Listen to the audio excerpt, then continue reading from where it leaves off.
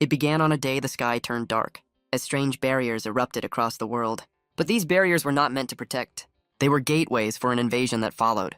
The world was plunged into chaos, and the creatures that came through knew only destruction. A vortex of energy tears through the streets, and a mother gives her life for her son, Itsuki, a memory seared into his mind forever. He's pulled back to reality, just another student spacing out. A classmate's voice cuts through his daze, asking if he's okay. She points out the single tear running down his cheek. His friend tries to distract him, pointing out the sudden school assembly. On stage, a speaker recounts the history of the Awakened, identifying the man as Izumi Nento, a famous commander. His friend explains that despite his strange appearance, he was the first awakened, and his student is the strongest of them all, the light of humanity.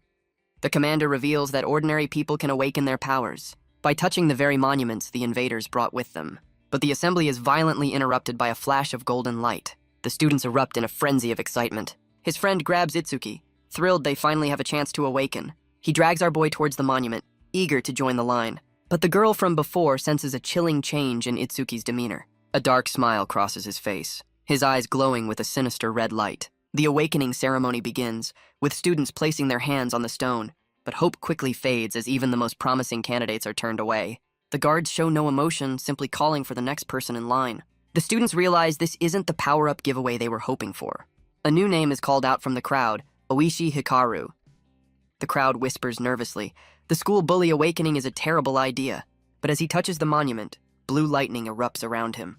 A status window confirms it. A powerful lightning elementalist is born. Watching from afar, a woman in armor reports his stats, sounding utterly unimpressed. Oishi celebrates his new power, seeking the commander's approval. But his moment is cut short by a hand grabbing his shoulder. He whips around, his face twisted with rage at the interruption. It's Itsuki, who calmly walks past him to the front of the line. On stage, an armored figure senses an overwhelming emotion from the boy. Itsuki touches the stone, his eyes glowing red with a resolve forged in hatred. The armored figure's eye widens in disbelief. A colossal spectral warrior materializes behind him. The stone unleashes a pillar of pure energy that blossoms into a lotus of light over the school. The students are stunned, his awakening dwarfing Oishi's. Even the commander is intrigued, recognizing a rare phenomenon. Oishi can only watch, his face a mask of pure jealousy. Itsuki finds himself in a tranquil, otherworldly space. He floats at the center of the glowing lotus, at peace. A status window appears, revealing his job. Order Breaker. His skill is revealed, but his stats are all 0. Then a special gift called Nirvana activates, and he realizes he has his own unique path to power. A new resolve burns within him to fight the invaders. Back in reality, the light from his awakening is blinding. At the center of it all stands Itsuki's silhouette. Oishi can only stare, his own awakening now a footnote. The armored woman reports his stats are unbelievable for a rookie. Even the commander acknowledges the truth. This boy is the strongest new awakened in history. A final status window confirms it. His stats are all a perfect 200.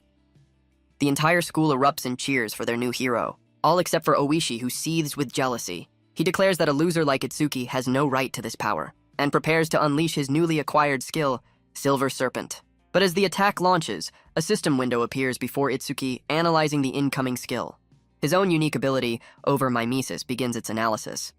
The lightning serpent strikes the ground where he stood, but Itsuki has vanished, leaving his friends in a panic. A shadowy figure appears behind Oishi, who is frozen in absolute terror. A chilling voice whispers a threat right in Oishi's ear. The bully's legs give out, collapsing in a heap of fear. The analysis of the C-rank skill completes in seconds. A system window confirms it. Thunderbreaker has been acquired.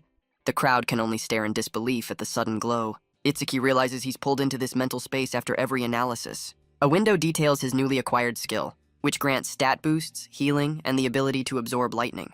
Back in reality, he unleashes waves of brilliant blue energy. Oishi watches in horror as Itsuki wields a power far greater than his own, but the celebration is cut short as the sky suddenly darkens. A massive crackling monument plummets towards the school grounds. The armored woman orders an immediate evacuation, realizing the invaders are here. Her subordinate panics, suggesting they should retreat as well. But the commander notes that Itsuki is more composed than any of them. As the students flee in terror, our boy walks calmly towards the danger. The monument slams into the earth, sending a shockwave across the courtyard. His friends try to pull him back, but a dark resolve has taken over Itsuki. They plead with him, reminding him he's just a rookie awakened. He simply turns to them with a calm gaze, asking for their trust. His friends reluctantly retreat, warning him of the danger. But Itsuki watches them go with a chilling smile. He realizes this is the very creature that killed his parents. A system window identifies the monster, a level 8 skeleton soldier. He decides it's the perfect time to test his new power. The skeleton lunges forward with a blade of bone, but Itsuki meets the charge head-on, vowing that he won't let anyone else die on his watch. His lightning attack slams into the beast, sending it flying. The professionals can only stare, realizing their evacuation plan was a bit premature. The commander explains the creature has two dangerous abilities, the second being a deadly skill called Bone Fire. His friends scream his name, watching in absolute terror. Oishi, however, watches with a twisted grin, enjoying the show. But inside the Inferno, his unique skill begins its analysis. He realizes direct contact with an enemy skill accelerates the process. The armored woman is stunned. Even a level 10 awakened couldn't survive that. As the flames consume him, he finally understands his mother's pain. An image of her face, half consumed by fire, flashes in his mind. But the commander watches intently, realizing Itsuki hasn't even shown his true power. The analysis hits 100%, and he vows that the creature is finished. An official laments his misplaced faith, just as the Blue Lotus reappears. Itsuki emerges from the flames, wondering what new power he's gained. He's acquired Black Wall, a skill that fully heals him and boosts all his stats. He finds himself once again in that tranquil space, floating peacefully within the glowing Blue Lotus. His friends erupt in cheers, witnessing his miraculous recovery. The armored woman is baffled by his healing, a power separate from his lightning. She can only wonder at the true extent of his mysterious abilities. Back on the battlefield, the skeleton soldier roars with renewed fury. A new power awakens within him, manifesting as black ice. His body is wreathed in a brilliant blue aura. Crystalline armor forms across his body, a look of pure focus in his eyes. He launches himself forward, a living bolt of lightning.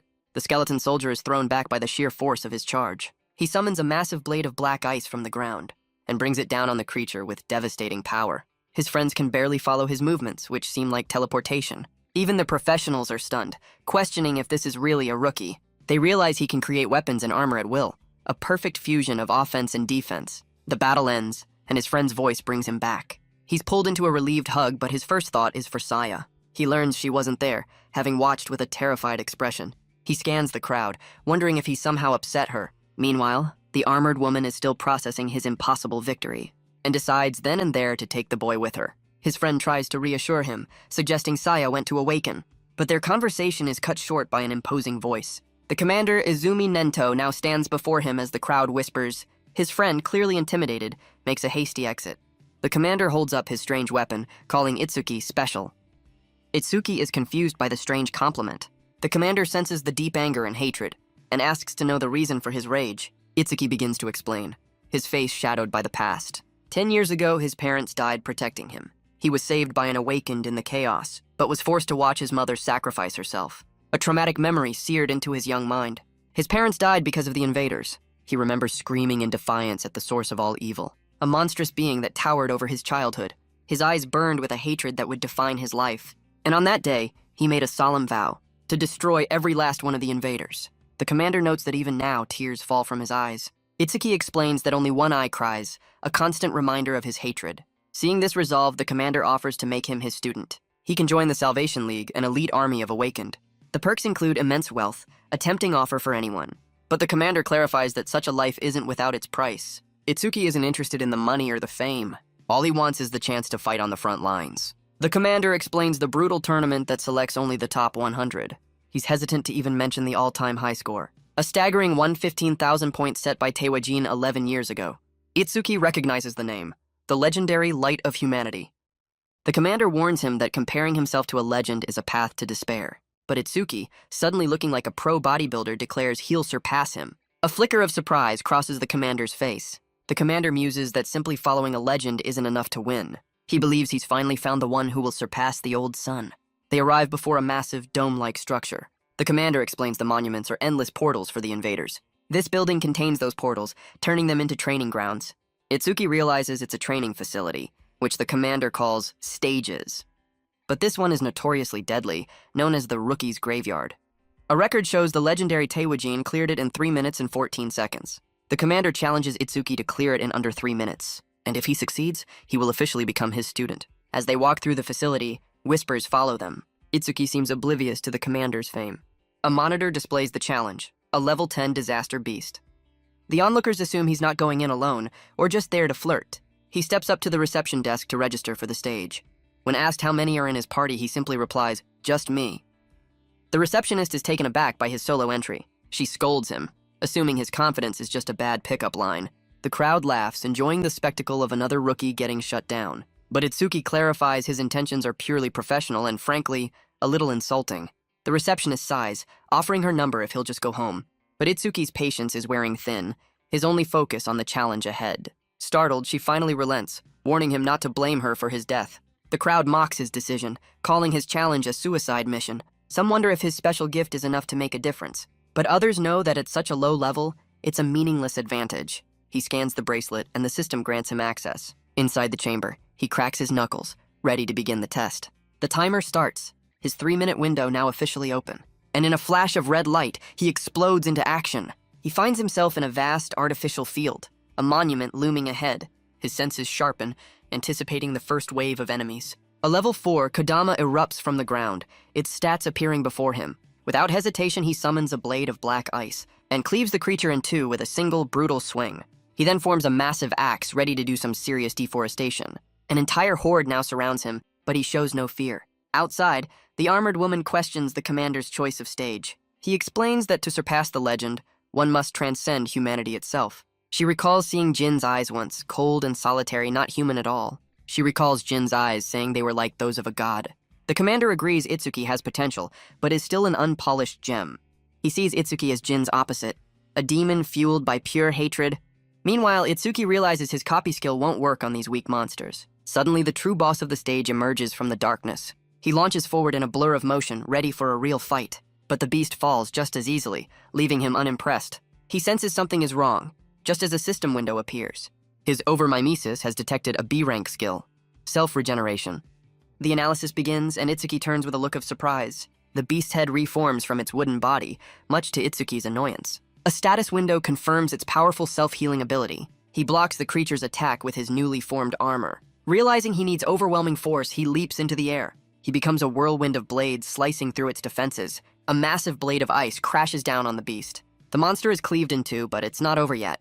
With a manic grin, he decides to turn it into sawdust. He holds the two halves apart, preventing them from rejoining.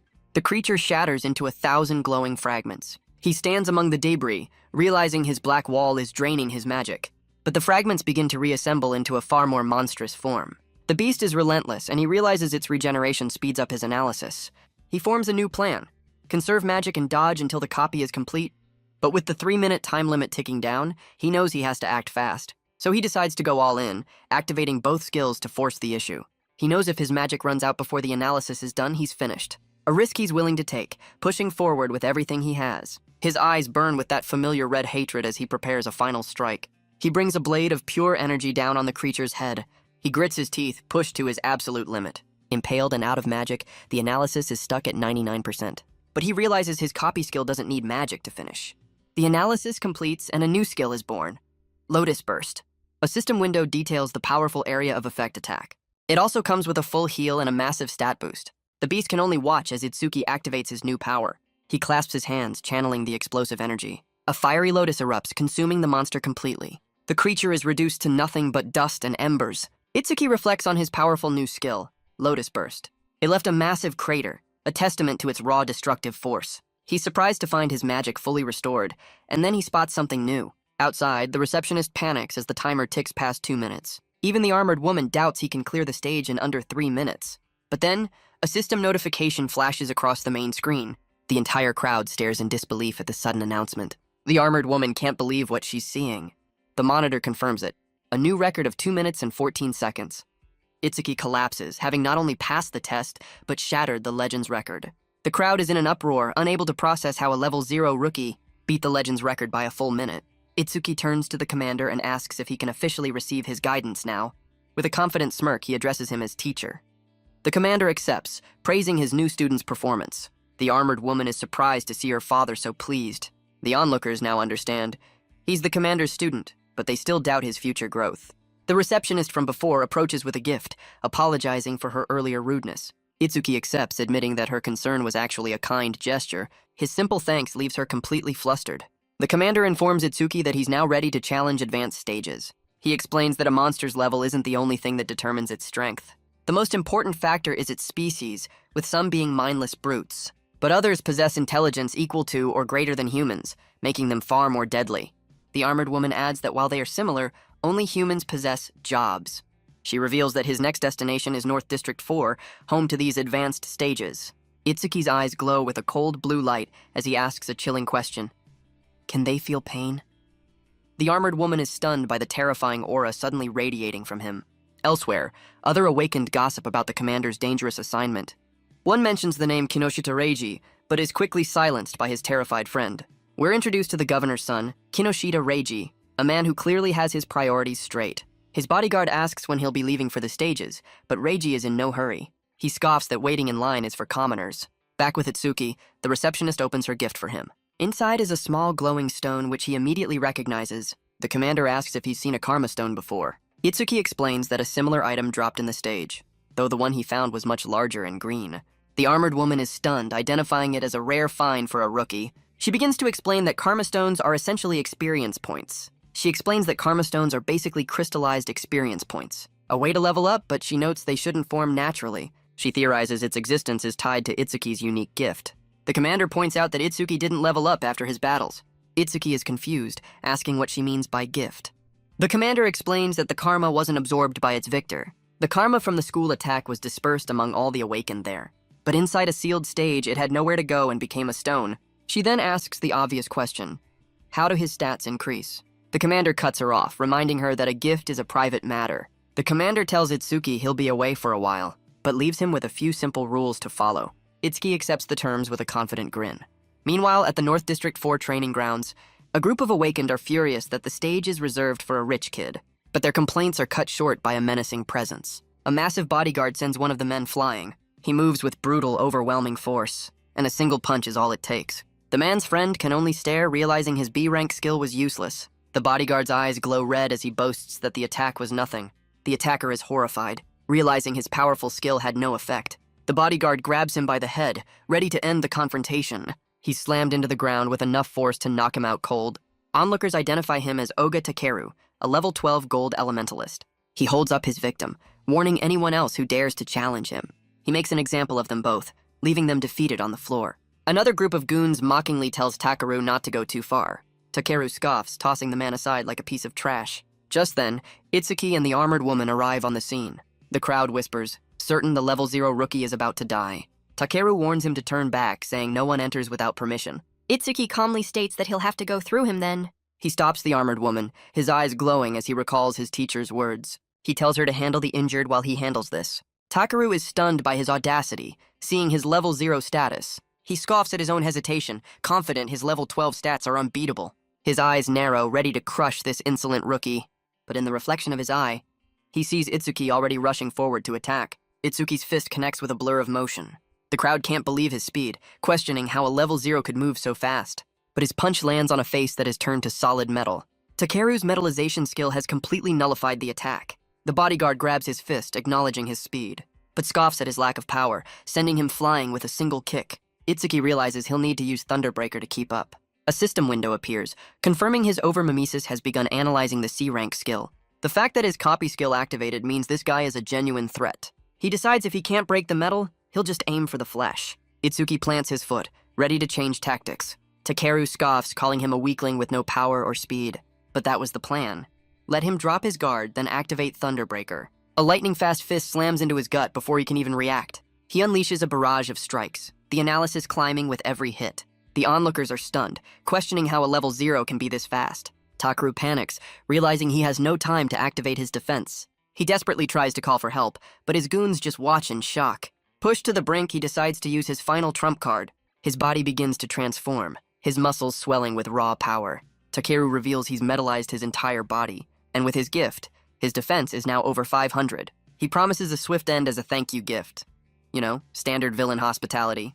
The onlookers are certain that no one can break his guard, but Itsuki calmly deduces a critical weakness. Realizing Takeru's magic must be dangerously low, he promises to end this quickly. Just as the analysis hits 100%, the familiar blue lotus reappears, signaling another power-up. The crowd wonders how this strange lotus can possibly help him. A system window confirms it. He's acquired Clear Orb, a defense-ignoring attack.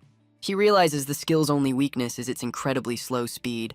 But against a living statue, he vows to shatter that absolute defense. It also comes with a full heal and another massive stat boost. Back in reality, he's wreathed in a brilliant blue aura. He holds out a small orb of energy, activating his new power. The onlookers are hyped, certain this must be an incredible technique. The orb floats forward, a tiny sphere of concentrated power, drifting slowly through the air towards its target. The crowd's excitement quickly turns to disappointment. How anticlimactic. Takaru scoffs, mocking the tiny attack and Itsuki's naivete. He mocks the attack, calling it Itsuki's pathetic trump card. He promises a pathetic end just as the orb touches his chest, but his absolute defense shatters like glass. The attack erupts from within, tearing through his metallized body. Itsuki calmly explains that he held back, aiming for the arm instead of the neck. He turns to the stunned goons, telling them to get their boss to a hospital. His patience wears thin as he tells them to get lost. The terrified bodyguards scramble to carry their defeated leader away. The crowd erupts in cheers, celebrating the bully's downfall. His victory immediately attracts offers from other Awakened to join his party. They warn him about the next stage, where every monster is as tough as Oga. But Itsuki sees this as the perfect opportunity to level up his new skill. The hopeful party members eagerly await his decision. But his answer is simple. He's going in alone. The crowd is stunned, certain his victory has made him arrogant. The rejected party members walk away, calling him strong but too proud. Even the armored woman questions if his magic can last against so many foes. She gets flustered, insisting she's only concerned because her father would blame her. She offers one last warning about the monster's group tactics. He simply acknowledges her words and scans his bracelet, entering the stage. Inside the stage, Itsuki notes the sheer number of enemies. He's surrounded by stone beasts, far stronger than anything he's faced before. A system window identifies them as level 9 stone statues with massive defense. He decides to test his new skill, Clear Orb, on these lumbering foes. He activates the power, a small sphere of purple energy forming in his hand. Just like before, the orb drifts slowly towards its target. But its power is absolute, punching a hole straight through the monster's core. A system window confirms his theory.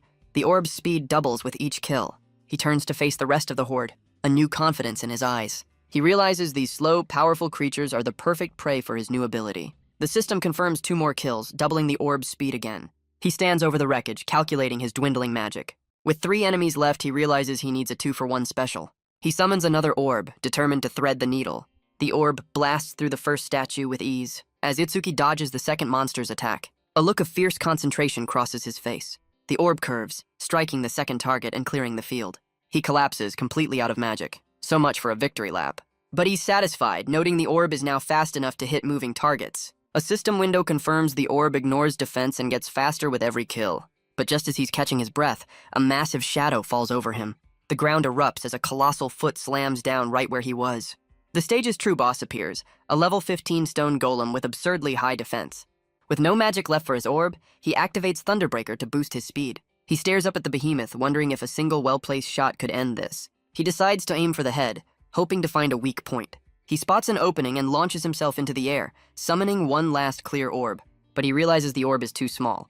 It'll pierce the stone but won't be a fatal blow. And now he's a sitting duck as the golem swings its massive fist right at him. He activates Black Wall at the last second, bracing for the colossal impact. He's driven into the stone fist, realizing this beast is tougher than he thought. But his copy skill activates, detecting the golem's B-rank gigantification. A grin spreads across his face. If its size is just a skill, this fight is winnable. Elsewhere, a man in a suit receives some shocking news over the phone. His boss, Kinoshita Reiji, silences him with a glare of pure annoyance. The man apologizes, prompting Reiji to ask what could be so important. He reports that someone defeated Oga and entered the reserved stage. Reiji is enraged, questioning how Oga's legendary defense could have been broken. The bodyguard reasons that high-level Awakened are busy elsewhere, and insists that no mere rookie could have defeated Oga. But Reiji cuts him off, deciding they'll head there immediately. His eyes glow with rage as he demands they leave now. The bodyguard can only sweat, terrified of his boss's temper. Reiji vows to make whoever crossed him regret it. Meanwhile, Itsuki's analysis completes and he's relieved the chase is over. The stone golem stares down at him, its core glowing with power. A system window reveals that instead of a new skill, his clear orb has leveled up. He realizes its passive speed boost has doubled, and he can now control its size. A system window confirms it. Clear orb is now level 2, granting a full heal and another stat boost. He decides to test its new size limit, pouring all his magic into one final attack. The colossal orb descends upon the golem and punches straight through its core, shattering it completely. He lands with a smirk, wondering if he overdid it. His magic is completely drained. The system confirms the kill, and the crater is a testament to his new power. Back outside, he calculates the orb's new speed, which is now as fast as a car. He looks at the Karma Stone, finally realizing the importance of his skill's passive effects. He connects the dots, realizing his Lotus Burst skill should also boost Clear Orb's range. A system window confirms it. Every kill with Lotus Burst permanently increases the range of all his skills. He realizes that with enough kills, he could take down monsters from miles away. The stage clear notification flashes, confirming a new record of 3 minutes and 1 second. The onlookers are stunned, realizing he beat the Legend's record yet again. As he walks out, they question how a level 0 could be so powerful. The armored woman greets him, impressed that he cleared it unscathed. She notes how surprisingly quick his victory was. He casually explains the monsters were weak to his defense-ignoring attacks. Suddenly, a glowing green butterfly flutters between them. She reveals her job as a Shikigami user, and this is her familiar. Itsuki is captivated, seeing a Shikigami for the very first time. Itsuki asks about the different kinds of awakened jobs, a question she finds surprisingly basic. She explains there are 4 main types, and he's already encountered 3 of them. The first and most common are elementalists, masters of the 7 core elements. His classmate Oishi was a lightning elementalist, and the bodyguard Ohga was a gold elementalist.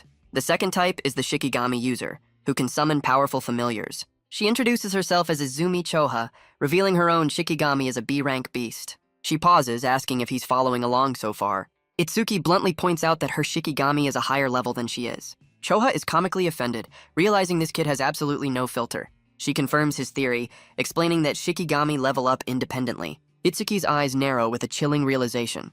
Always target the user first. Choha is once again unnerved by the dark aura seeping from him.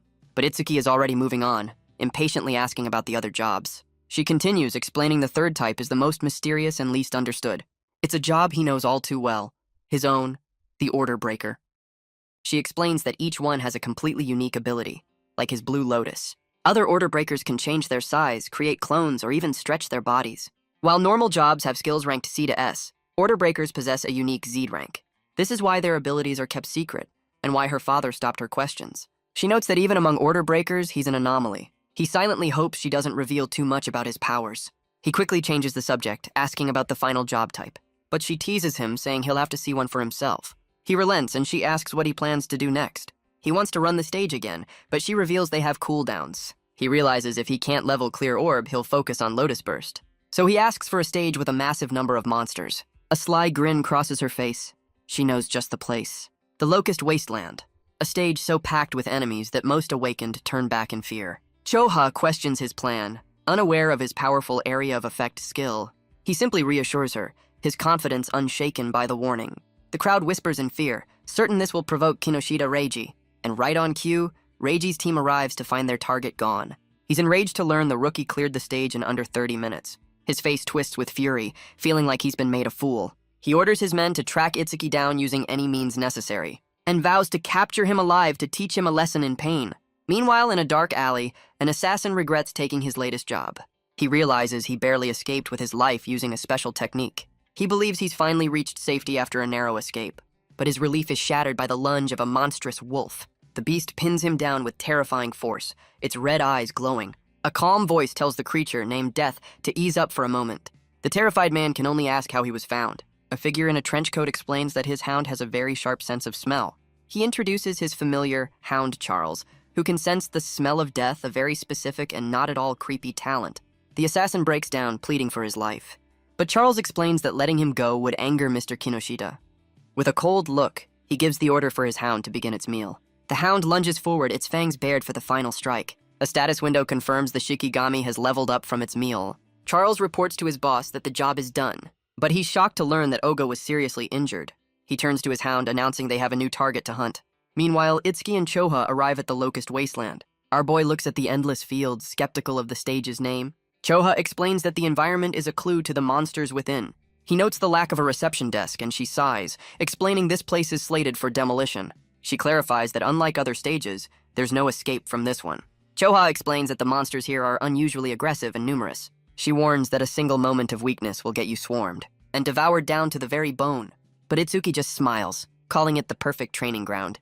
He calmly reassures her that he has no intention of becoming bug food. She watches him step into the portal, thinking his confidence is reassuring. She tries to wash her hands of it, insisting it's his own responsibility. But then she panics, realizing she forgot to mention the endless spawns. With a look of resolve, she decides she has to go in after him.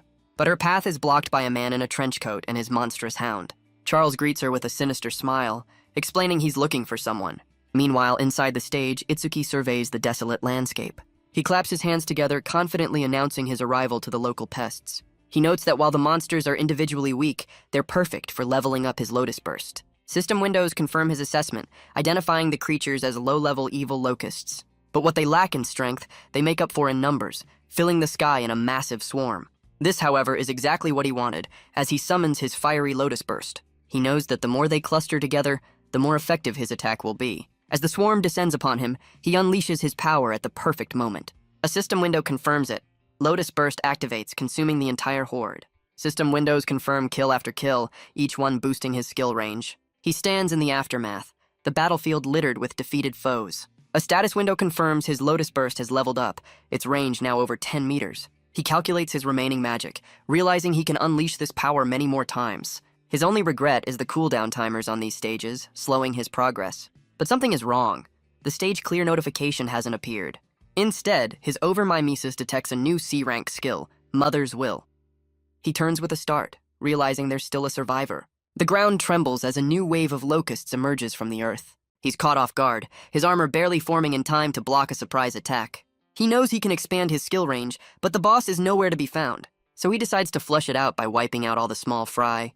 He unleashes another fiery Lotus Burst, and the system confirms a massive boost to his skill range. His Lotus Burst is now level 2 with a diameter of 16 meters. But even after clearing another wave, the boss is still a no-show. Then, from strange glowing pods, a new swarm begins to hatch. They spawn again, and his analysis of Mother's Will continues to climb.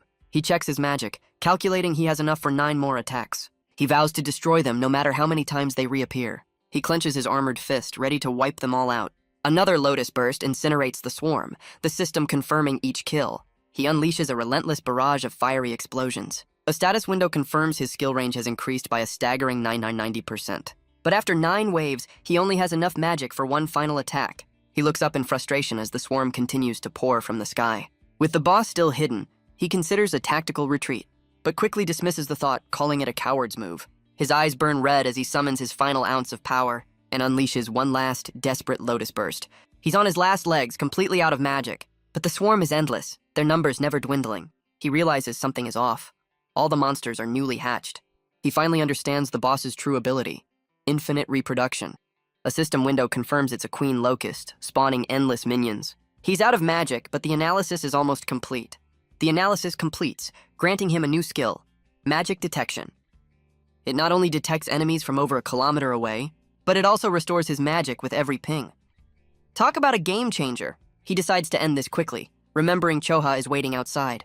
His stats get another boost as he begins to scan for the boss. Waves of pure energy ripple out from his position, revealing the queen locust hiding deep beneath the ground. His eyes lock onto the target, the hunt now over. With a confident smirk, he prepares to end this once and for all. He summons his clear orb, knowing her children can't protect her now. Thanks to his passive skills, his attack has more than enough range. A system window confirms it. A flight distance of 120 meters. The orb of pure energy slams into the earth with devastating force, and the queen locust is obliterated by the direct hit. The remaining locusts are no match for him now. With a confident grin, he declares the battle is over. He easily cuts through the disorganized swarm. Without their queen, the locusts fall into chaos. He promises to send them all to join their mother. A real family man, this one. A system window confirms the massive power-up, with his skill range now boosted by over 1,200%. He's pleased with the results and plans to grind this stage even more. He finally exits, surprised it took him 17 minutes, and worries about Choha. He knows she'll probably act cold and distant when he gets back, but he finds her tough girl act kind of endearing as he prepares to greet her. But his eyes harden with a familiar cold fury. He finds Choha held captive by the man in the trench coat. Charles explains he was trying to get information out of her. Itsuki orders him to let her go, promising a swift end. But Charles just laughs, mocking the level 0 rookie's confidence. In a flash of blue lightning, Itsuki closes the distance. The man is stunned by his speed, calling for his hound. The monstrous wolf intercepts the blow with its powerful jaws. A system window confirms it. His copy skill has activated. He realizes the hound is a Shikigami, and the analysis begins. Charles notes the boy's incredible speed and efficiency. He scoffs, confident with a hostage and his hound, Death. Itsuki screams her name, his hand locked in the hound's jaws as the analysis climbs. The monstrous beast struggles against his grip, its fangs inches from his face. Charles smirks, certain his hound's bite can crush any defense. But his confidence shatters in an instant. Itsuki summons a clear orb, forcing it past the creature's teeth.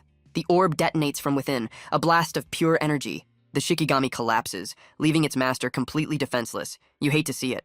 He turns to face the user, who can only stare in disbelief at the rookie's power. But Charles is confident, knowing his hound has a B-rank respawn skill. The beast revives in an instant, lunging forward as its master taunts Itsuki. But our boy is one step ahead, activating his magic detection. He easily evades the hound's attacks, the analysis climbing with every move. He knows he has to end this before the Blue Lotus reveals his trump card. Charles begins to panic, realizing he's completely outmatched in every way. He resorts to his last option, threatening Choha's life if Itsuki moves. But it's too late. The analysis hits 100% without the flashy light show. A system window reveals his new skill, Shikigami Eater, a power that's basically Grand Theft familiar. He's learned to control the power-up's visual effects, gaining another massive stat boost. He realizes skipping the Lotus means no recovery, but he's already at full power. As the hound lunges, he understands his new skill. He can steal Shikigami. A blue aura surrounds him as he prepares to use this new power. With a look of pure fury, he declares he's taking the man's dog. The Shikigami is enveloped in a vortex of blue energy. He then sends Charles flying with a powerful kick. The man can only curse his familiar for its failure. Desperate, he grabs Choha and threatens her life. But Choha tells him not to worry about her. Itsuki immediately raises his hands, telling the man to leave her alone. Charles smirks, taunting him for his defiance. Itsuki calmly asks why he's being targeted. The man reveals he's here on the orders of Kinoshita Reiji. Itsuki recognizes the name, deciding he needs to speak with this guy. But Charles has other plans, threatening Choha's life, and ordering his hound to cripple Itsuki. He tells his Shikigami to prove its worth. The monstrous hound lunges forward, its eyes glowing with malice. But in a shocking twist, it turns on its own master. Charles can only scream in disbelief as his own familiar attacks him. Itsuki praises his new familiar for a job well done. He holds Choha, vowing to return the pain 100 times over. Charles begs for his life, trying to strike a deal to lure out Reiji. Itsuki's eyes glow red as he seems to consider the proposal. The man sees this as an opening, a wicked grin spreading across his face. He lunges forward with a crystalline weapon, aiming for a fatal blow. But Itsuki is completely unfazed, stating he can handle Reiji himself. He orders his new hound to give Charles the same treatment Choha received. The man's face contorts in terror, pleading for just one more chance. But the monstrous hound lunges forward, ready to carry out its new master's command. Charles can only scream in disbelief, asking if his hound has forgotten its master. The hound's only response is a final, merciless lunge. But Itsuki's attention is already elsewhere, calling out to an unseen observer. He demands they stop hiding and reveal themselves. From the tall grass, a hidden figure stirs. A young man in a hood and mask steps out, admitting he's been caught. Itsuki immediately questions his allegiance, asking if he's another one of Reiji's men. The newcomer panics, insisting he's not an enemy. With no time for this, Itsuki tells his new pet to finish its snack and catch up. The stranger watches him go, realizing this powerful boy might be his only hope. The stranger introduces himself as Iberia, praising Itsuki's fight. He offers payment for help, suggesting karma stones or weapons.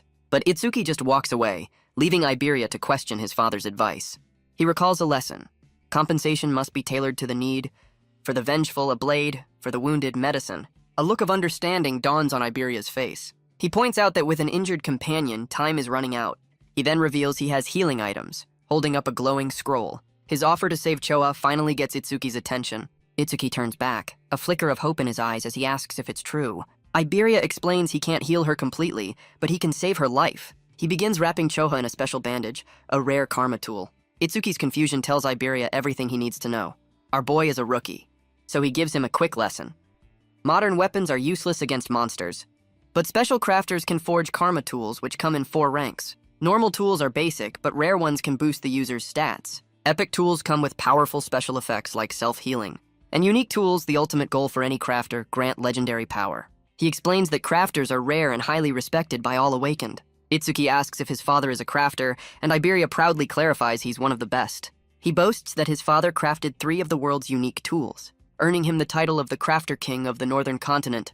But his epic monologue is completely lost on Itsuki, who isn't even listening. Our boy is far more interested in the crossbow left behind by Charles. He realizes this weapon could help him conserve magic and hide his true power. Iberia explains it's a rare karma tool that can turn anything into ammunition.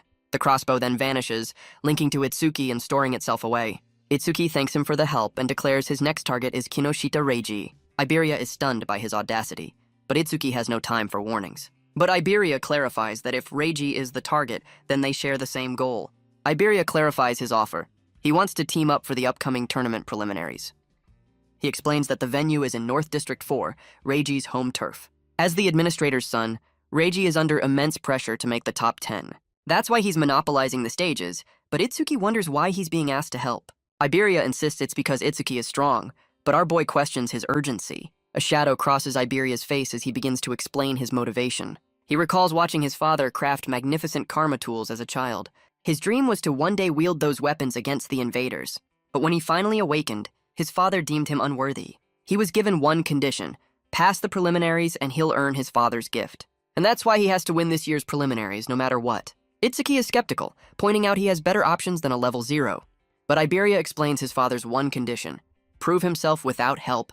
He adds that most of the strong awakened have already been bought by Kinoshita. But then he heard about a rookie who defeated Oga and shattered records. Itsuki agrees to the team up, but his first priority is getting Choha to a hospital. Iberia is already brainstorming duo names, much to Itsuki's silent suffering. As his new partner rambles on, Itsuki can't help but wonder about his old friends. Elsewhere, his friend Rikuru lets out a sudden sneeze while training. He tells his companion that Itsuki must be talking about him somewhere. We cut to Saya, who wonders how long it's been since she last saw Itsuki. Rikuru teases her, asking why she didn't go see him after the school attack. Her only response is a sudden blast of water magic. He dodges, but she reminds him that in a sparring match, any opening is fair game. Their instructor arrives, scolding them for fooling around before the tournament. Their stats are revealed. Both have awakened and are ready for the preliminaries. Elsewhere, a hand carefully selects a karma stone from a briefcase.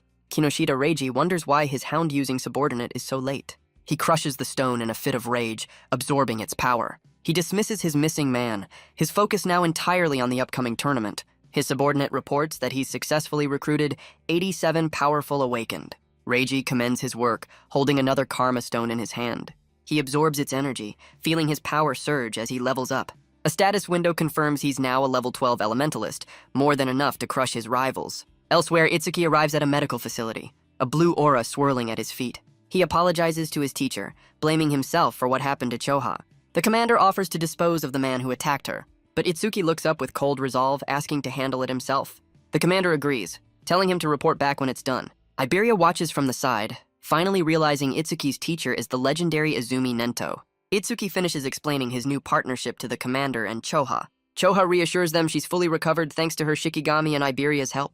The commander recognizes the rare karma tool, deducing Iberia's lineage. Iberia is impressed by the commander's knowledge, feeling the need to act dignified. He then confidently declares that he is in fact his own father. Smooth. The entire room falls silent as Choha points out his obvious mistake. Mortified, Iberia corrects himself, admitting Aiden is his father.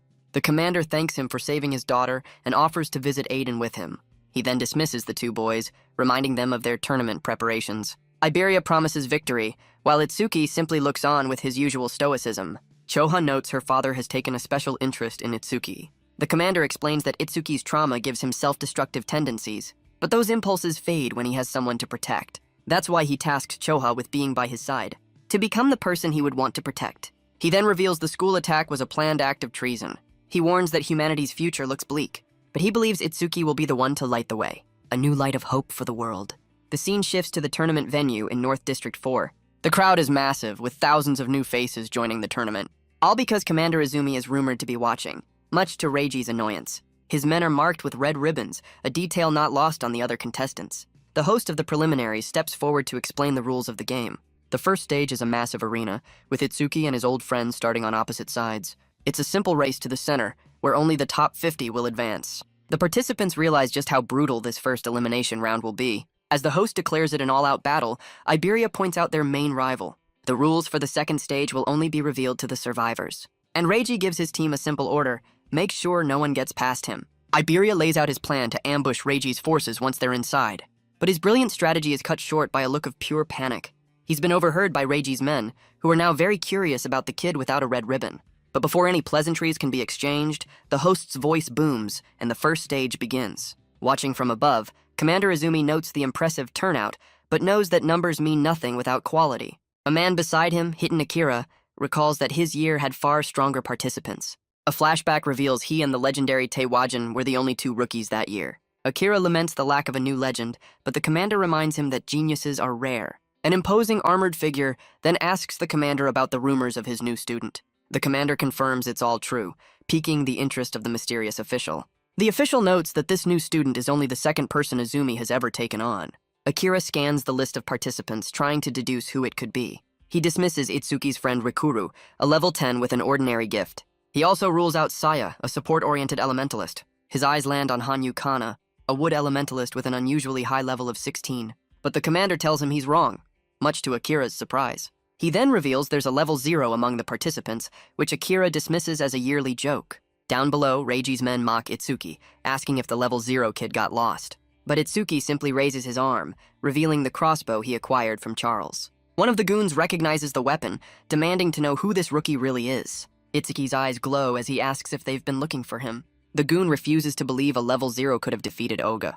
He orders his men to attack, confident in their numbers. One of them unleashes a lightning attack, eager to end this quickly. But Itsuki stands completely unfazed by the display of power. He calmly assesses their levels, offering them a chance to surrender. Iberia worries, certain that even Itsuki can't handle all of them alone. He decides he has no choice but to use his own trump card. The leader of the goons scoffs, disappointed by the level 0 trash, but Itsuki grabs his arm with a single, chilling command to move. The goon's face twists in disbelief, which quickly turns into mocking laughter. Iberia watches, ready to step in at a moment's notice. The man reaches out, vowing to see what's inside the rookie's head. But a fist connects with his jaw before he can even finish his threat. Itsuki stands over his fallen opponent, his eyes glowing as he repeats his command. Iberia is stunned, realizing Itsuki just took down an opponent 7 levels higher. The other goons panic, trying to convince themselves it was just a lucky shot. One of them summons a B-rank fire skill, vowing to burn Itsuki to a crisp. The attack engulfs Itsuki's silhouette as Iberia watches in terror. The goons celebrate, callously dismissing the attack as overkill for a level 0. But their confidence fades as they realize something is wrong within the inferno. From within the flames, Itsuki is revealed, protected by a wall of black ice. Iberia grins, his faith in his new partner completely justified. Itsuki simply tells his ally to stay back and let him handle this. A system window confirms his black wall skill blocked the attack, boosting his defense. He analyzes the result, wondering if the passive effect can be stacked. The attacker is stunned, unable to comprehend how he's using an ice skill. Itsuki then challenges him to try again, promising not to block it this time. Enraged by the taunt, the goon prepares to unleash his power once more. He unleashes his strongest technique, a B-rank flamethrower. But Itsuki stands within the inferno, completely unimpressed by the raw power. His allies realize the attack is far stronger than it should be. The goon drains his magic, certain this overkill will end the fight. But he's suddenly sent flying, his face a mask of disbelief. Turns out it wasn't quite overkilled enough. Itsuki confirms his theory. The passive defense boost doesn't stack from the same attacker. With his test complete, he declares it's time to finish this. The goons are horrified, but one of them thinks he's found a weakness. He unleashes a barrage of fireballs, a B-rank skill of his own. But as the attack surrounds him, Itsuki simply activates his black wall once more. The fireballs detonate around him in a massive explosion. The goon is certain that a level 0's magic will run out eventually. But through the smoke, an armored hand grabs his arm. The man can only stare in disbelief at the sudden counterattack. Itsuki confirms that even with multiple hits, the passive effect only triggers once. The goon tries to overpower him, boasting about his superior strength. But Itsuki looks completely unimpressed by the effort. He effortlessly twists the man's arm, sending him crashing to the ground. A system window confirms the defense boost is based on his original stats. The remaining goons panic, deciding to retreat as Itsuki spots his next targets. His eyes glow, asking if they really think they can escape. The last goon unleashes his own lightning attack, Silver Serpent. But Itsuki's Thunderbreaker absorbs it, boosting his agility. From above, Akira is stunned by his effortless victory. Itsuki stands among the fallen, wreathed in crackling energy. He realizes Thunderbreaker's passive works just like Black Wall. Iberia can only stare at the field of unconscious bodies. He grins, admitting he completely underestimated his new partner. The last conscious goon demands to know who he really is.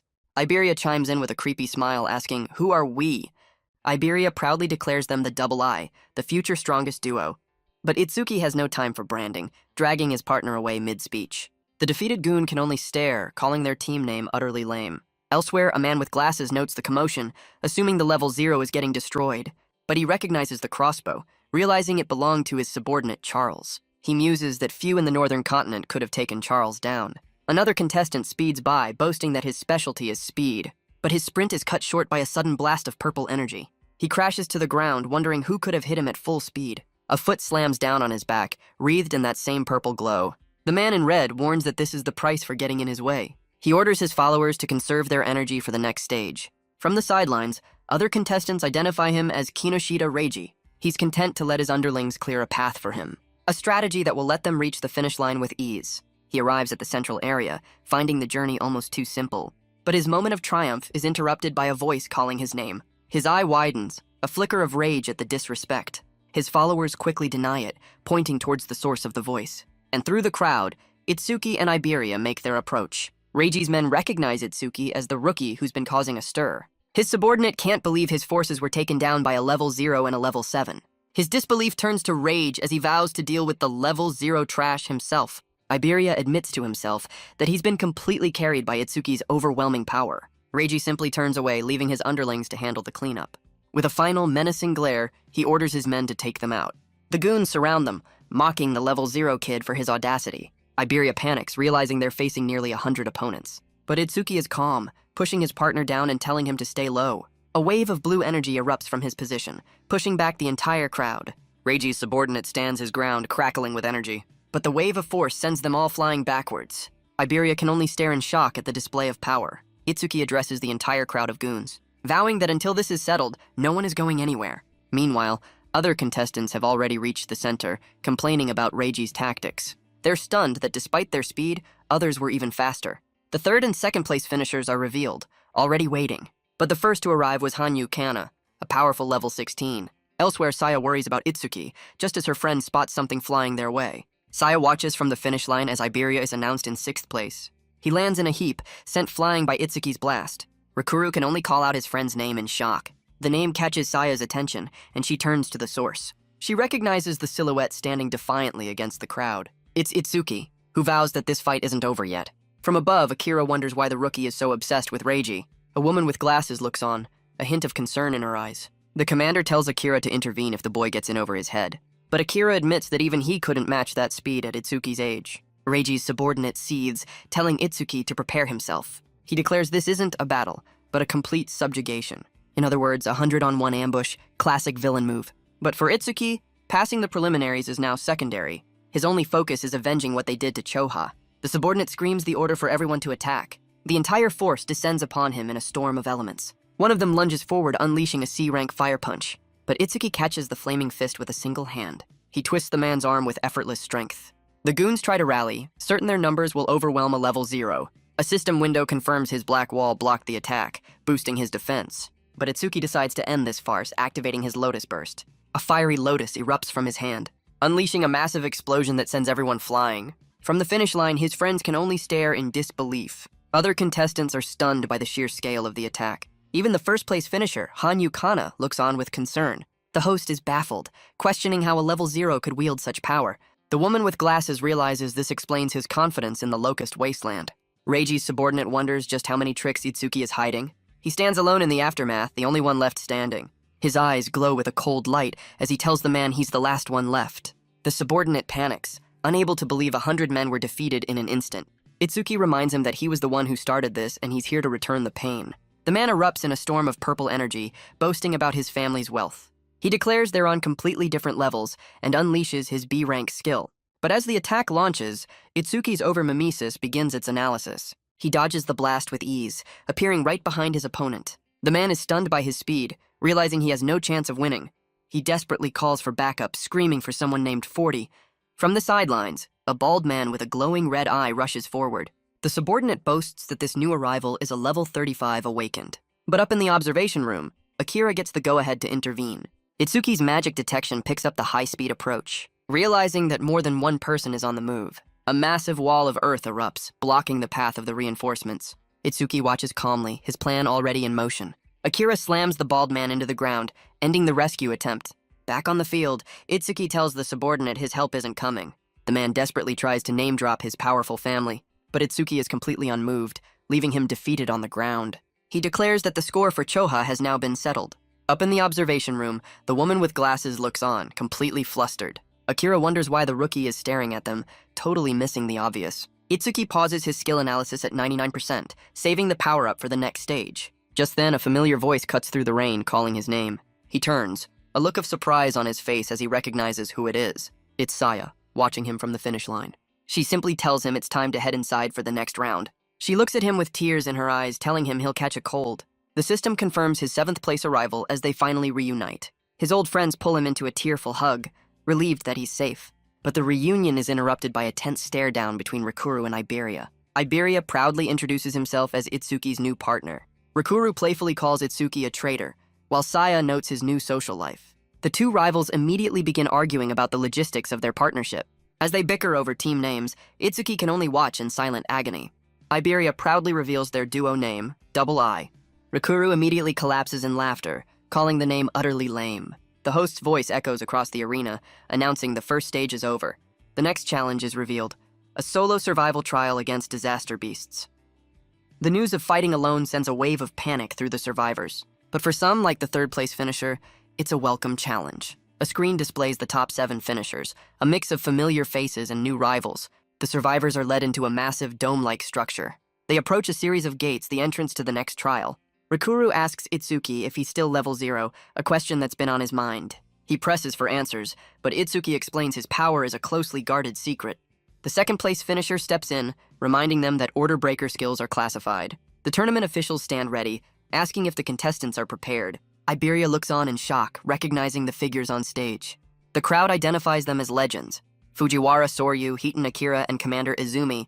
Soryu steps forward to explain the rules for the second stage. It's a point-based system, with kills earning more points at higher difficulties. After each kill, contestants get a 1-minute break before the next challenge. A confident level 13 elementalist declares he'll jump straight to Nightmare class, but Itsuki raises his hand, interrupting the proceedings with a question. The crowd immediately mocks him, assuming the level 0 wants to back out. The official, however, calmly tells him to ask whatever is on his mind. Itsuki asks if Nightmare class is the highest possible difficulty. The official seems surprised, while another contestant smirks at his question. The crowd scoffs, certain a level 0 couldn't even handle the easiest class.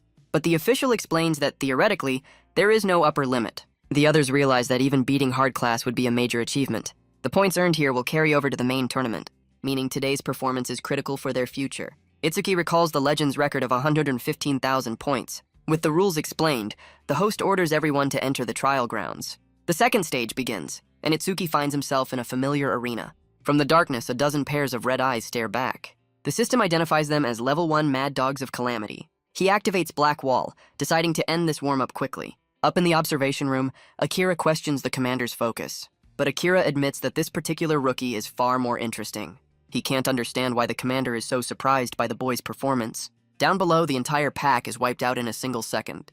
The commander is stunned. A fight that should take minutes is over in a flash. He reasons that while the dogs were weak, the next opponent is level 8, a massive salamander that no rookie should be able to kill instantly. Akira is certain a level 8 beast will be a struggle for the rookie, but the commander tries to divert their attention to the other fights. He notes that most are still fighting on beginner class. His friends, meanwhile, are holding their own in the early stages. Only Hanyu Kana seems to be keeping pace with Itsuki's progress. But the woman with glasses suddenly panics, seeing Itsuki's screen. He's been completely engulfed by the salamander's flames. The commander wants to call for help, but Akira tells him to wait. Inside the inferno, he simply activates his black wall and launches forward to meet the beast head-on. He stands atop the fallen beast, having finished the fight in just 5 seconds. Akira is stunned, wondering why he took the hit on purpose. But Itsuki knows exactly what he's doing, farming stat boosts. His defense has already jumped to nearly 500. With no time to waste, he skips the break, eager for the next test. The commander notes that this stage tests a participant's combat sense. And the next opponent is a level 10 Aleki Rhino, a beast whose charge can pierce any defense, and its lightning attack can paralyze anyone who gets too close. Akira explains the only way to win is to fight with speed and cunning. But the commander watches in horror, realizing Itsuki has a very different plan. He calmly places a hand on the beast's horn, a truly baffling move. He sees this as the perfect test for his ever-growing defense. The rhino's eyes glow as it channels a storm of electrical energy. It lunges forward with its electrified horn, sending Itsuki flying with the force of its charge. The woman with glasses screams his name, certain he's been defeated. But Akira notes that while his actions are unpredictable, his results are always spectacular. A massive explosion of ice erupts from the point of impact. A system window confirms his Thunderbreaker absorbed the attack. With his test complete, he decides it's time to end this. He activates Thunderbreaker, his agility skyrocketing. The rhino can only watch as its opponent powers up. It unleashes another desperate charge. But the fight is over in just 7 seconds. Akira is impressed, realizing the kid isn't even trying yet. But the commander knows the next opponent is far more dangerous. A beast with razor-sharp claws that shred its enemies, and a giant mouth that can swallow anything whole. A massive body covered in a rigid, armor-like exoskeleton. Akira explains this is the ultimate test, the Nightmare class boss. A system window identifies the level 15 Inferno Giant. But Itsuki wastes no time, unleashing his clear orb. The attack connects instantly, boosting his skill speed yet again. The observers can only stare, their professional composure completely shattered. A system window confirms the orb's speed has increased by 900%. All of this is captured by the arena's ever-watchful cameras, as the officials realize the fight was over in just 3 seconds. And the next opponent, a beast of pure energy, is already here. Elsewhere, Saya focuses her power, determined to clear the beginner class. Another contestant, Uegaku, pushes forward, eager to be the first to advance. But Hanyukana is already done, calmly recovering her magic after clearing the normal class. A system notification flashes, confirming the nightmare class was cleared in just 21 seconds. The other top contenders can only stare in disbelief at the impossible time. But Itsuki is already prepared for the next challenge, ready to move on. The officials are in an uproar, questioning how the Inferno Giant was defeated instantly. Akira grins, ordering them to raise the difficulty to see how far the kid can go. But Itsuki is unimpressed, realizing the only change is the number of enemies. The two behemoths lunge forward, ready to overwhelm him with sheer force. He decides to take out one of them while it's still roaring. His clear orb connects, and the system confirms another massive speed boost. Akira can't believe it, questioning if there's any limit to this power. But the commander notes that the skill has a fatal flaw. The remaining Inferno Giant charges forward with a terrifying roar. Itsuki is stunned, realizing this beast is faster than anything he's ever faced. Up above, Akira explains that their size is deceptive, but Itsuki is already preparing another counterattack. He unleashes his clear orb at the blurred, charging monster. Akira clarifies that despite their appearance, they are speed-type beasts, but the orb misses, the beast dodging with impossible speed. A system window confirms its stats are all boosted, with no magic to speak of. Itsuki can only stare, stunned that his attack was evaded. Akira notes the orb's slow speed, praising Itsuki's earlier surprise attack. But he knows that without more speed, the kid has hit his limit. The remaining giant lunges forward, its fist a blur of motion. The attack shatters the ground, sending debris flying everywhere. Itsuki is blown back, realizing the attack can be dodged from a distance. Akira assumes he has no other moves, but the commander isn't so sure. A confident grin spreads across Itsuki's face as he decides to close the distance. He activates Thunderbreaker, exploding forward in a flash of blue light. The giant can barely track his movement as he closes the gap. It swings a massive fist, hoping to crush him with raw power. The attack slams into the ground, sending a shockwave across the arena. The woman with glasses can only watch in horror. The commander panics, certain that even Itsuki can't survive a direct hit. But Akira calmly tells him to wait and watch. He knows that power is meaningless if it can't hit its target. The beast lifts its fist from the crater, finding nothing but dust. A calm voice calls out from below, confirming he dodged it completely. The Inferno Giant glares down, its eyes burning with rage. It scans the area, searching for its elusive target. But Itsuki is already above it, unleashing another clear orb.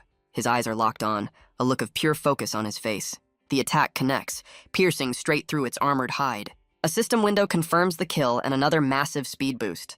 The fight is over in just 12 seconds, earning him 10,000 points. Up in the observation room, Choha erupts in cheers, calling out his name. The commander notes that it's rare to see his daughter so fired up. She gets flustered, insisting she was just worried for everyone's safety. The commander notes that his daughter has become quite talkative lately. He then asks Akira how he knew Itsuki would be able to dodge the attack. Akira explains that the kid's normal speed is about the same as the giant's. But when he activates his lightning skill, his speed increases dramatically. And once that happens, the Inferno Giant has no chance of ever landing a hit. The commander muses that he should stop now to secure first place. But Itsuki's only goal is to surpass the legend, Teiwajin. He declares that he can't afford to stop for even a second.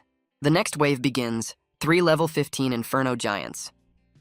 He immediately activates Clear Orb, taking out the first one instantly. Akira watches with a confident smirk, pleased with Itsuki's choice. The commander recalls that even Akira only reached Phase 4 once. He notes that even with his strength, Akira only cleared Phase 3. Down below, the second giant lunges forward with a furious roar. But Itsuki's Clear Orb finds its mark with pinpoint accuracy. He's already moving, using Thunderbreaker to close the distance. A system window confirms another massive boost to his orb's speed. With 2 down, he turns his attention to the final target.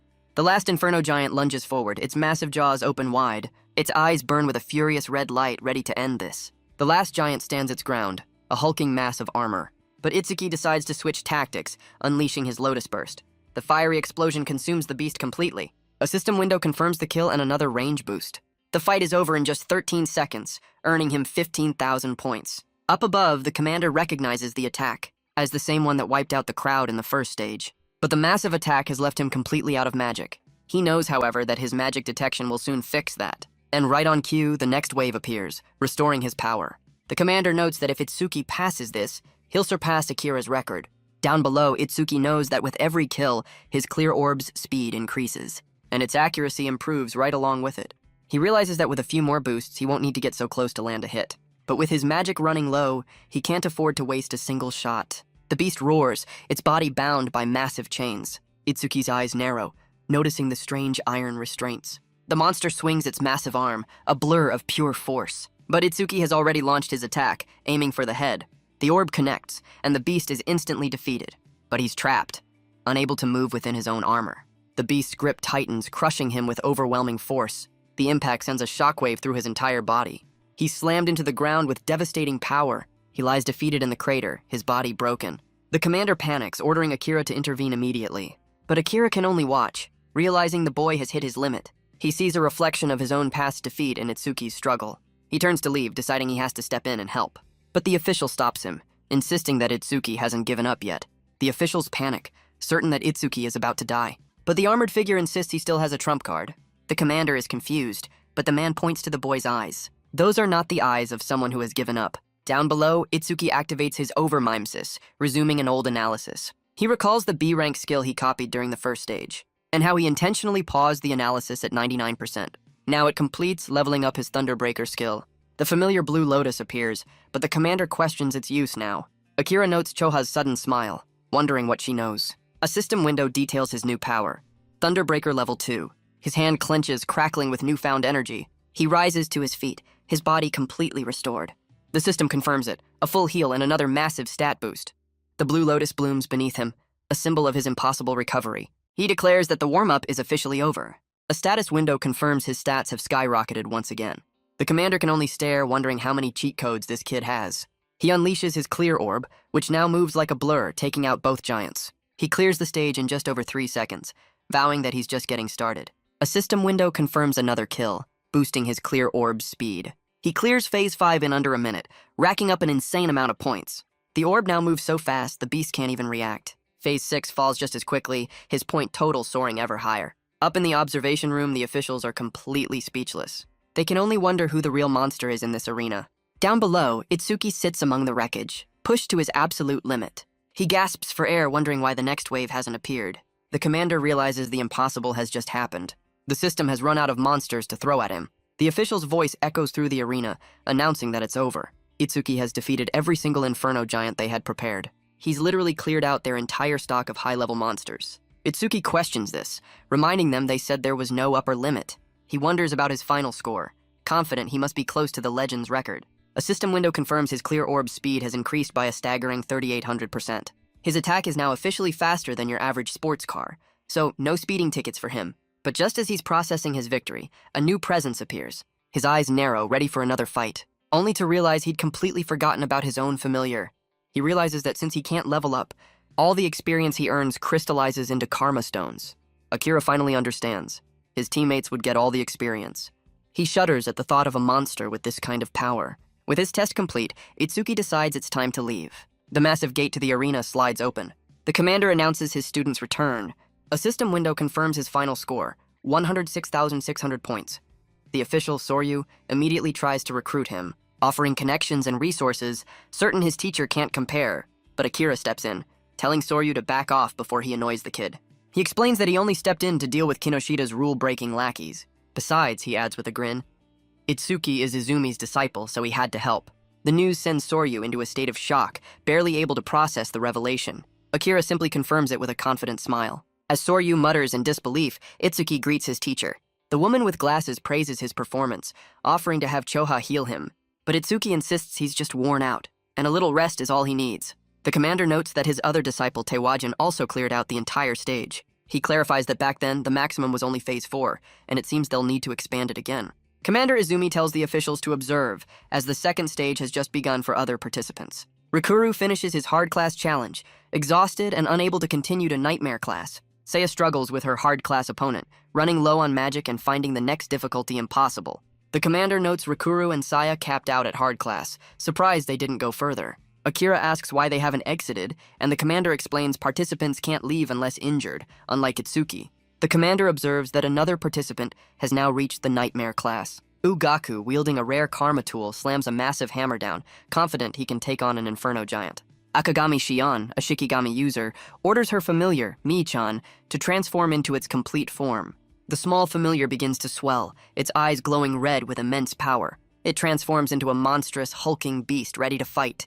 The transformed Shikigami clashes with the Inferno Giant in a brutal exchange. Itsuki asks Choha if her familiar can do that, but she admits this is a rare power. He realizes the potential of his new hound and decides to start leveling it up. With his friends finished, he prepares to leave, but then he sees something new. It's Iberia, now clad in a suit of menacing red armor. He proudly declares it's the strongest epic karma tool his father ever made. A status window reveals its name, Dragon Gear, and its stacking stat boosts. He explains that the armor has a will of its own and chooses its master, but it comes with a 15-minute time limit before a heavy penalty kicks in. Knowing Itsuki's success, he's determined not to be left behind. He unleashes his full power, declaring their partnership to the beast. Itsuki offers a rare compliment, admitting the armor looks good on him. And with that, the host's voice declares the second stage is finished. Soryu explains that only the top 10 will advance to the main event. Ugaku is confident he's secured a top spot, already eyeing the special rewards. Soryu steps forward, ready to announce the final results. The screen confirms it. Itsuki is in first place with a score that dwarfs everyone else's. The other contestants are in an uproar, realizing he's surpassed even the legend's record. Ugaku's confidence shatters, demanding to know who this unknown rookie is. And Hanyu Kana, the second-place finisher, is intrigued, eager to face him in battle. Hanyu Kana can only reflect on the massive gap between her and Itsuki. The officials announce the final results. Itsuki is first in the nation by a landslide. Choha senses her father's pride, believing a new dawn for humanity is rising. Elsewhere, Iberia lies exhausted, knowing Itsuki's victory was a given. But he's proud he didn't shame the name of Double E. Wait, did they rebrand? Itsuki offers a rare compliment, admitting his partner surprised him. Iberia's reaction is a little intense. The 21st Salvation League National Tournament preliminaries are hereby concluded, with Itsuki carrying his partner off the field. The scene shifts to the South Continent, where a new power player watches over his domain. A soldier complains about being called out just to watch an old man. But this is Balgar, the prophet and commander of the South Continent. The soldier questions his foresight, wondering why they're never warned in advance. His comrade explains Balgar's visions are fragmented, just as the old man's eyes snap open in terror, and that his prophecies are only right 10% of the time. A truly reassuring statistic. He collapses, screaming that the North Continent is in grave danger. A massive beast assault is coming, with monsters over level 100. Back in the north, a quiet night settles over the city. And Itsuki checks his stats, which have now surpassed 1,500. He knows that normal awakened get 50 stat points per level, which means at level 0, he's already as strong as a level 30. His agility and defense can grow infinitely through passive effects, but he still lacks a way to boost his raw attack power. His thoughts are cut short by a familiar voice. His friends have prepared a victory feast for their returning hero. He decides to worry about his stats later, hoping to copy a new skill soon. For now, he's just happy to enjoy a meal with his friends. He looks around, noticing that one person is missing from the table. Choha explains that while Iberia is healed, he's still sleeping off his exhaustion. Rikuru is surprised that Iberia cleared the nightmare class they couldn't. He jokes about his cooking, but Saya points behind him in terror. A massive, shadowy figure with a single red eye looms over him.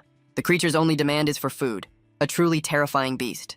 But it's just Iberia, who collapses from hunger at the sight of the feast. Rikuru scolds him for the scare and for stealing his seat. Iberia ignores him, completely focused on devouring his meal. Rikuru seems intimidated by his partner's voracious appetite, but Iberia looks up with a happy grin, praising the delicious food. Rikuru proudly takes credit, glad to see his partner back on his feet. Iberia praises Rikuru's cooking, suggesting he should quit being an awakened. But the commander's voice cuts through the lighthearted mood. He asks the aspiring saviors what it is they fear the most. Rikuru answers first, explaining his dream is to travel and eat well. Therefore, his greatest fear is growing old and losing his senses. The very thought of it sends a comical chill down his spine. The commander then turns to Saya, who explains she grew up in a hospital. From a young age, she was surrounded by people suffering from terrible illnesses. She witnessed the true horror of diseases that had no cure. The experience left her with a deep-seated trauma and a fear of getting sick. She admits she once ran away from him just because he sneezed. But the commander reassures her that awakened rarely get sick. He then turns the question to Iberia, asking what he fears. Iberia explains his greatest fear wasn't failing the tournament, but not being strong enough to fight alongside Itsuki. He then asks Itsuki what he's most afraid of. The others lean in, curious to know what could possibly scare him. Itsuki begins to explain that after his parents died, he was completely lost. He was consumed by helplessness, anger, and sadness. He was alone in the dark until his friends found him. He recalls his friends trying to cheer him up as a child. He explains that their warmth pulled him out of that dark world. And after that, he met his teacher, Choha, and Iberia. He looks around the table, feeling like his family has grown. A rare smile crosses his face as he wishes this moment could last forever. He finally admits that his greatest fear is being alone again. Choha notes how peaceful he seems, so different from his usual unsettling aura. Iberia, overcome with emotion, tackles him in a hug, vowing to never leave. The commander explains that for a savior, having regrets is the most unforgivable thing. He tells them to remember that a death without regrets is their ultimate goal. The commander tells them to rest up for their mission tomorrow. The next morning, his friends say their goodbyes, with Iberia already forming a surprisingly strong bond with Rikuru. As they head back, Itsuki decides to ask Saya his question later, but he's stopped by a sudden call for his teacher. The woman with glasses from before rushes towards them, arriving out of breath with urgent top-secret news from the south. She explains the information is highly classified. But the commander insists that Itsuki and Iberia can be trusted. She reveals a new prophecy. A massive beast assault is coming in 3 days. Iberia questions the prophecy's reliability, but the woman insists it's a confirmed future. Choha urges her father to evacuate the North Continent immediately, but the commander realizes he's the target, and therefore the perfect bait. She pleads with him to retreat, and Itsuki offers to fight in his place. But the commander's mind is made up, giving Itsuki a different mission. He orders the two boys to guard Iberia's father, the master crafter Aiden. Itsuki can't help but wonder if his teacher is trying to sideline him. The commander then turns to Choha with 3 final requests. She is to organize the evacuation and rally all high-level awakened. And with a look of grim resolve, he declares they will make their stand here.